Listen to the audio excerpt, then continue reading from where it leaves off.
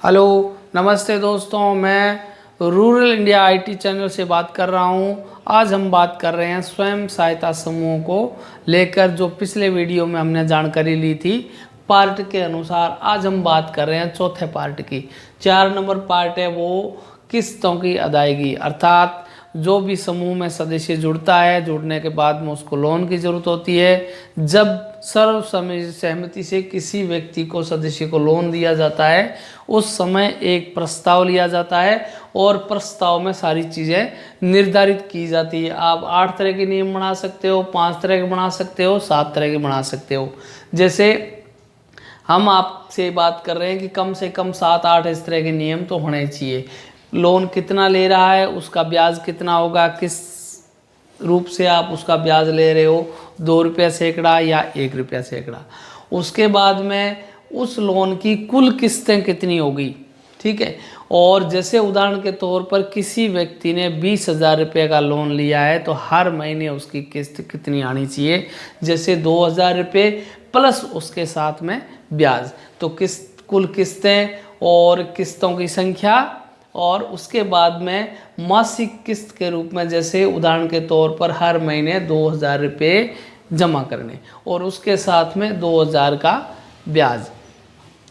उसके बाद में कि यदि समय पर कोई किस्त नहीं आ रही है तो उसकी पेनल्टी पहले से निर्धारित होनी है कि हम किस्तें यदि ड्यू हो रही है तो हम इतना पेनल्टी के रूप में आपको जुर्माना भुगतना होगा। उसके बाद में यदि किसी कारणवश किसी सदस्य की किस्त रुक जाती है, ब्याज उसका रुक जाता है, तो हम वापस उस प्रस्ताव पे बातचीत करते हैं कि जब लोन लिया था, पैसे लेके गए, तब किस तरह की गवाही थी, किस तरह के गारंटर थे, उस विषय पे चर्चा करेंगे। और उसके बाद में ये तय करना है कि किस वजह से कोई ये किस्तें रुक रही है, और गवाह के आधार पर वापस उस पर चर्चा करके किस्तों को नियमित करना। तो इस तरीके से 6 बिंदु आए हैं। ऋण पर ब्याज, कुल कितनी किस्तें, मासिक किस्त क्या होगी, ब्याज क्या होगा और पेनल्टी क्या है।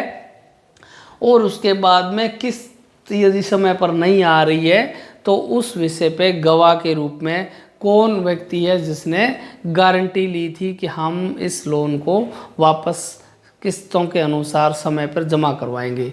तो ये सारी लोन लेने की स्थिति में ये सारे बिंदुओं पे चर्चा होके अपन इस विषय पर तय कर सकते हैं। इसको चौथे नंबर पार्ट है, इसका नाम है किस्तों की अदायगी, यानी सदस्य लोन वापस किस रूप में धीरे धीरे जमा करेगा, उस विषय की बात। ये चौथे नंबर का सूत्र है जो हमने बातचीत की है।